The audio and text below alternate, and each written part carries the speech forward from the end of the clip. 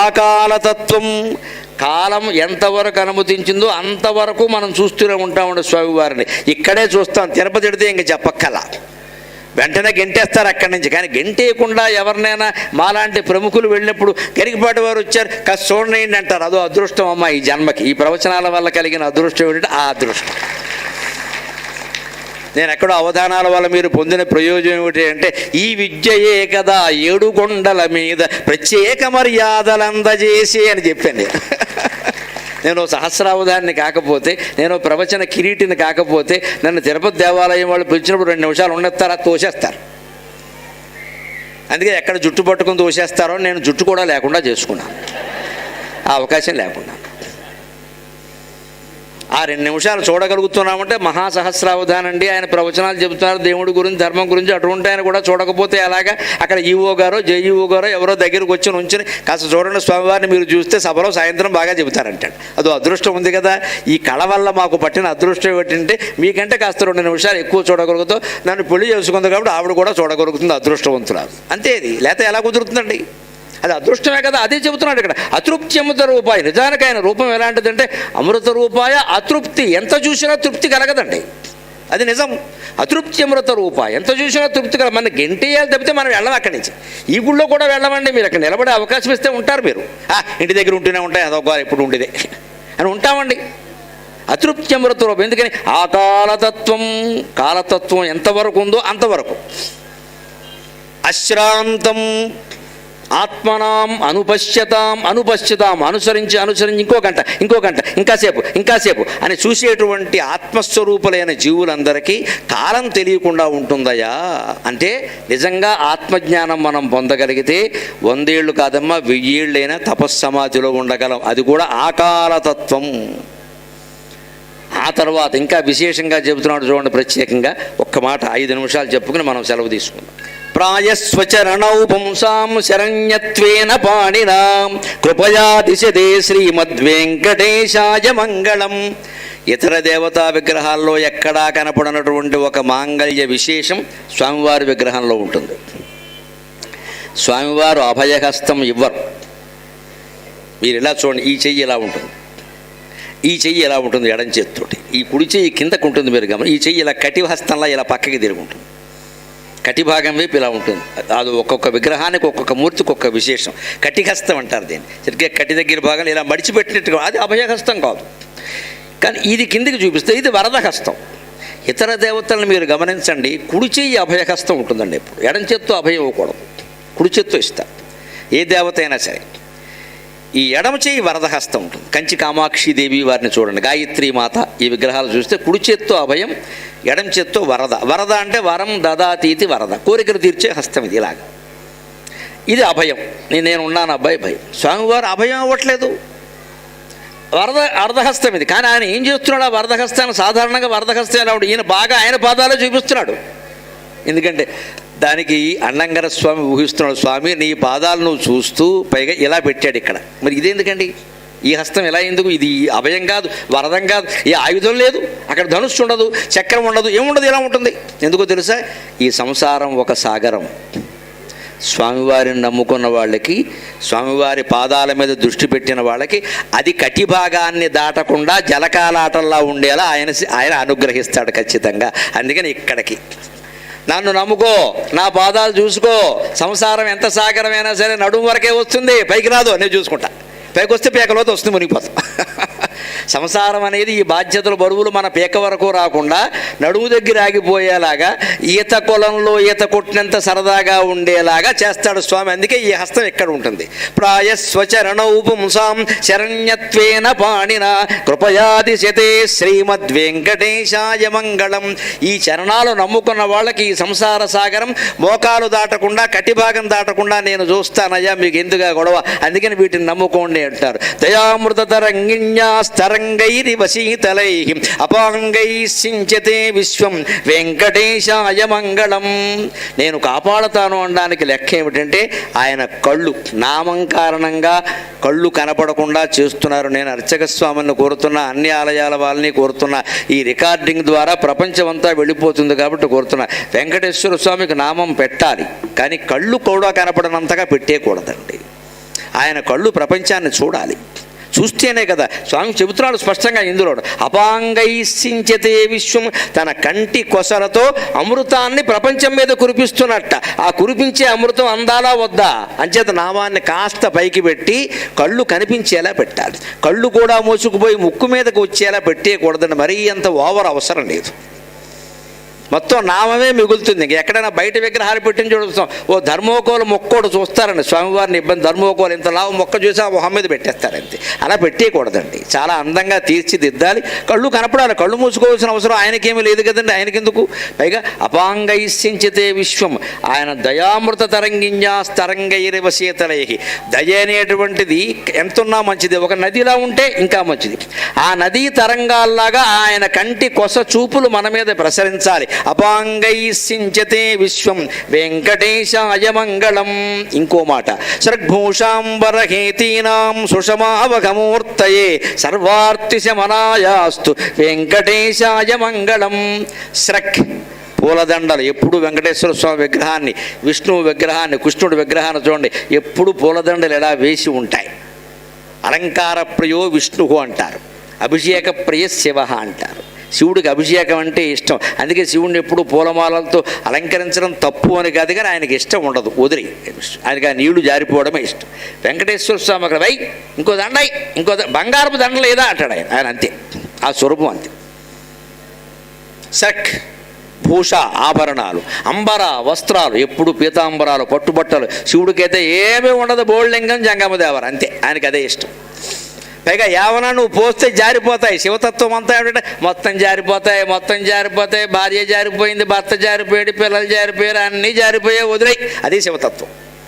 ఈయన గారు అలా కాదు, నువ్వురా నువ్వురా నువ్వురా 16,000 మందిని రమ్మంటాడు. పెద్ద ఆధార్ కార్డు ఇది. అదే శివ విష్ణువుల మధ్య ఈయన భోగయోగి, ఆయన త్యాగయోగి. మన సంప్రదాయంలో ఇద్దరే ప్రధాన దేవాలు శివకేశవులు. శివుడు త్యాగయోగి, విష్ణువు భోగయోగి. అంచేత భోగం ఉన్నా త్యాగం ఉన్నా పక్కన ఉండాల్సింది యోగం. ఆ యోగిగా మనం ఉంటే భోగం ఉన్నా పర్వాలేదు, త్యాగం ఉన్నా పర్వాలేదు. సరక్ భూష అంబర హేతీనాం, హేతి అంటే ఆయుధం అండి, కత్తి. స్వామివారికి శంఖచక్రాలు ఉంటాయి. ఆయన శంఖచక్రాలు, పూలదండలు, మీరు ఏవైనా చూడండి, వస్త్రాలు కానీ అవన్నీ ఉన్నా కూడా మన దృష్టి ఎలా ఉంటుందండి? ఆయన కనపడాలి, ఆయన కనపడాలి. ఒక్కో చోట ఆభరణాలు అంబరాలు కట్టేస్తే అన్నీ మరీ ఎక్కువ పెట్టేసారు, స్వామివారు కనపట్ల. అందుకే గురువారమో ఎక్కడో ఒక లెక్క ఉంది, నిజరూప దర్శనం అని మొత్తం తీసేస్తారు. నిజరూప దర్శనం, ఆవేళ విగ్రహం ఎలా తయారైందో, ఎలా ప్రతిష్ఠ చేశారో అలాగే ఉంటారు. ఆ మౌలికమైన మూర్తిని చూసినప్పుడు కలిగే ఆనందం వేరండి. అందుకని సద్భూషాంబరహేతీనాం సుషమావహమూర్తే, నీకు పూలదండలు వేసినా, ఆభరణాలు పెట్టినా, ఆయుధాలు నువ్వు ధరించినా వాటి వల్ల నీకేమీ కొత్తగా వెలుగు రాలేదయ్యా, నీ వల్లే వాటికి వెలుగు వచ్చింది అని చెబుతున్నాడు స్వామివారికి. ఖచ్చితంగా నీ వల్లే వాటికి కాంతి వచ్చింది, నీ వల్లే వాటికి ప్రకాశం వచ్చింది. ఒక్కొక్క స్త్రీ కానీ పురుషుడు కానీ చూడండి అమ్మా, చీరకు అందం వచ్చింది ఆవిడ కట్టుకుంటే అంటాం. చీరకు అందం వచ్చింది. ఒక్కొక్క ఆవిడ కడితే కట్టని చేతనవ్వాలి, చీర ఉండగానే సరిపోలేదు అంటాం.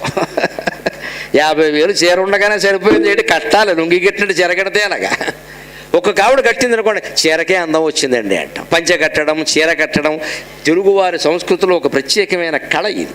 అందుకే అన్నిటికీ ఆయన వల్ల ఆభరణం వచ్చింది. ఇంత పొందుతూ కూడా ఆ వెలుగులు వచ్చి కూడా ఆయన ఎలా ఉంటాడట, శ్రీవైకుంఠ విరక్తాయ స్వామి పుష్కరిణీ తటే రమయా రమమాణాయ వెంకటేశాయ మంగళం.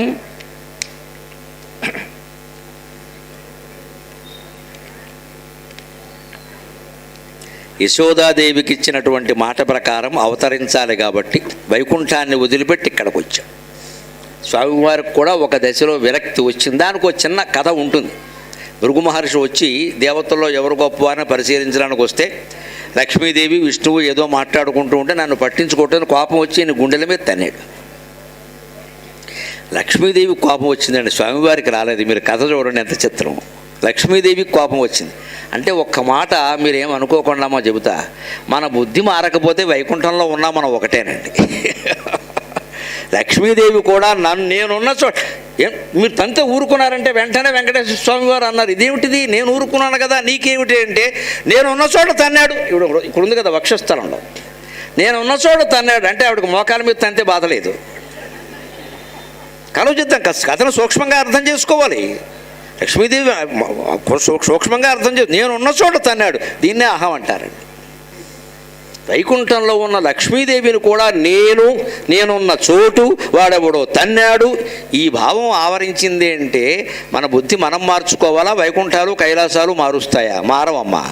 ఏసీ రూములో ఉన్నా సరే మనకు ఉక్కబోస్తుందమ్మా మనస్సులో దుఃఖం ఉంటే ఖచ్చితంగా. నీ 24 కాదు 18 ఏసీ కూడా పనిచేయదు.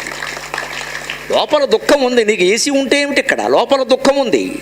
లోపల పరమ సంతోషంగా ఉన్నామనుకో, బస్టాండ్లో నేల మీద గుర్రెట్టి పడుకుంటావు. పరమ సంతోషంగా ఉన్నాం మనం. ఉట్టి నేల మీద పడుకుంటారండి. మరి ఏసీ రూమ్లో కూడా నీకు ఎందుకు నిద్ర పట్టే? దుఃఖం ఉంది. అంటే ముందు దృష్టి పెట్టవలసింది లోపలి ఆనందం మీద, లోపల దుఃఖం మీద, కానీ ఏసీ రూమ్ మీదనో బస్టాండ్ అరుగు మీద కాదండి. ఈ భౌతిక వ్యవహారాలు ఎలాగైనా ఉండాలి. అందుకని చెబుతున్నారు ఇక్కడ ప్రత్యేక. అక్కడికి వెళ్ళిన లక్ష్మీదేవికి కూడా పోలేదు. అందుకే స్వామివారికి ఓయ్ బాబోయ్ భార్య ఎలా ఉంది, ఆవిడ ఉన్న చోట తన్నట్టు, అంటే మోకాల మీద తంతే వెళ్ళిపోయేది అనమాట. గొడవ లేకుండా ఆసుపత్రి పంపించింది. భార్య స్వయంగా లక్ష్మీదేవి కూడా ఇలా ఉంది. భూలోకంలో మానవులు అజ్ఞానంలో ఉన్నారంటే ఆశ్చర్యం ఉంది. అంచేత లోకాన్ని ఉద్ధరించవలసిందే. శ్రీ వైకుంఠ విరక్తాయ స్వామి పుష్కరిణీ తటే రమయా రమమాణాయ వెంకటేశాయ మంగళం. ఆ లక్ష్మీదేవిని వెతుక్కుంటూ కొల్లాపురం వచ్చి అక్కడ లేదయా ఇక్కడ లేదయా అక్కడ ఉందయా అంటే వచ్చి తిరుపతిలో ఈయన వెలిసిన తర్వాత అలివేలు మంగాదేవిగా వచ్చి ఆవిడ వెలిసిందా లేదా? ఇప్పటికీ ఆయన కొండపైన ఆవిడ కొండ కింద తిరుచానూరులో ఉన్నారా లేదా? మనం ఉభయల దర్శనం చేసుకుంటున్నామా లేదా? అంటే ఆ కథ ఎందుకు జరిగిందో కానీ మన అదృష్టం కోసమే జరిగింది. పురాణ కథ ఎందుకు జరిగినా ఆవిడకి అహంకారం వచ్చిన బహుశా ఆవిడకి అహంకారం ఏమిటండి, అందుకే అహంకారాన్ని నటించి ఉండొచ్చు ఆవిడ. అది జరగకపోతే ఆయన కిందికి రాడుగా, ఆయనకి విరక్తి కలగాలగా, రాకపోతే రాడుగా, యశోదాదేవికి ఇచ్చిన వరం నెరవేరదుగా. ఇది ఆలోచన. శ్రీమత్ సుందర జామాతృము నివానసవాసినే సర్వలోక నివాసాయ శ్రీనివాసాయ మంగళం. ఈ రచించిన అన్నంగరాచార్యులు ఉన్నారే, ఈయన గురువు గారి పేరు మణవాల మహాముని. ఆయన్ని సుందర జామాతృముని అని కూడా అంటారు తమిళంలో. వైష్ణవ సంప్రదాయంలో ఆయన పేరు మణవాళ మహాముని. తమిళంలో మాముని అంటారు. మన తెలుగువాళ్ళు దాన్ని మహాముని చేశారు. తమిళంలో మాముని వేరే మాట, దాన్ని చేశారు. సరే, మరింత అందం వచ్చింది, నష్టమేం లేదు. ఆయన నిజంగా మహాముని. ఆయన శిష్యుడే అన్నంగరాచార్యుడు. ఈ సుప్రభాతం, ప్రపత్తి స్తోత్రం, మంగళాశాసనం రాశారు. ఈయన ఎంత త్యాగంతో అంటున్నారంటే, స్వామి ఇది రాయడం వల్ల ఏదన్నా పుణ్యమో ఏదో వస్తే నాకొద్దు. శ్రీమత్ సుందర జామాతృముని మానసవాసినే, మా గురువు గారైనటువంటి మణవాల మహామునికి సమర్పిస్తున్న నా పుణ్యం అంతా కూడా అని తల్లిదండ్రులకు సమర్పించినట్టుగా గురుభక్తితో గురువుకు సమర్పించారండి. శ్రీమత్ సుందర జామాతృముని మానసవాసినే సర్వలోక నివాసాయ శ్రీనివాసాయ మంగళం. యమయ మరి పుణ్యమంతా గురువు గారికి ఇస్తున్నావు, నీకు అక్కలేదా అంటే సర్వలోక నివాసాయ. ఆయన దగ్గర ఉన్నవాడు నా దగ్గర మాత్రం నువ్వు లేవు ఏమిటి, వేరే అడిగేది ఏమిటి? విశ్వనాథ సత్యనారాయణ గారు రామాయణ కల్పవృక్షం రాశాడు, మహానుభావుడు. దాన్ని ముక్త్యాల జమీందారు ఉన్నారండి, ముక్త్యాల జమీందారు వారు అచ్చు వేయించారు. ముత్యాల వారు ఇప్పటికీ ఇందిరాదత్ గారిని ఆ వంశానికి చెందిన ఆవిడ, అమెరికాలో సంస్థలపై నడిపిస్తున్నాడు. ఆ వంశం పెద్ద జమీందారీ వంశం, కృష్ణా జిల్లాలో ముక్త్యాల సంస్థానం అని.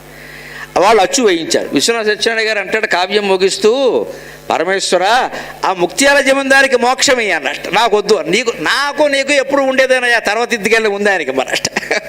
ఈ పుస్తకాలన్నీ అచ్చు వేయించాడు ఆయన జమీందారు. ఆయన పొలాలు అమ్మి చేయించాడు ఈ పని, ఆయనకి మోక్షమే. మరి నీ సంగతి ఏమిటంటే, నువ్వు నేను ఎప్పుడు ఉంటాగా చూసుకుందాలే అన్నట్ట. అలాగే ఈయన కూడా ఏమంటున్నాడంటే, మా గురువు గారికి ఇవ్వండి ఇచ్చేది, నీవు నేను ఎప్పుడూ ఉంటూనే ఉంటాం. మంగళాశాసన పరైర్మదాచార్య పురోగమై సర్వైశ్చ పూర్వైరాచార్యై సత్కృతాయాస్తు మంగళం. ఇది చివరి శ్లోకం.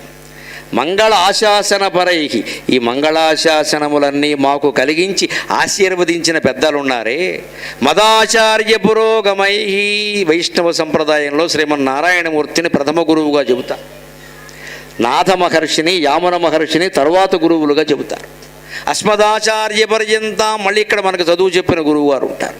అదే మామూలు వైదిక సంప్రదాయంలో సదాశివ సమారంభాం వ్యాసశంకర మధ్యమాం అస్మదాచార్య పర్యంతాం వందే గురు పరంపరాం. సదాశివుణ్ణి ప్రథమ గురువుగా చెబుతారు మనకు అక్షరాభ్యాసంలో. శివాయ గురవే నమః అంటారు. అందుకే వ్యాస శంకర మధ్యమాం. తర్వాత ఆచార్యుల్లో ప్రధానమైన వాడు వ్యాసుడు. మరి అన్ని భారత భాగవతాలు రచించి 18 పురాణాలు రచించిన మహానుభావుడు. తర్వాత ఆదిశంకరాచార్య. వ్యాసశంకర మధ్యములుగా సదాశివునితో ప్రారంభమై అస్మదాచార్య పర్యంతం మా ఆచార్యునితో ముగిసినటువంటి ఈ పరంపరకందరికీ శుభము కలుగునుగాక. మంగళాశాసన పరై మదాచార్య పురోగమై సర్వైశ్చ పూర్వై ఆచార్యై సత్కృతాయ. ఎంతమంది మా పూర్వాచార్యులు, మా గురువుగారు సహా ఎంతమంది గురువులు ఉన్నారో వారందరి చేత సత్కరింపబడిన వాడివే నువ్వు. అటువంటి శ్రీ వెంకటేశ్వర స్వామి నీకు సమస్త మంగళములు కలుగునుగాక అని స్తోత్రాన్ని ముగించాడు ఆయన.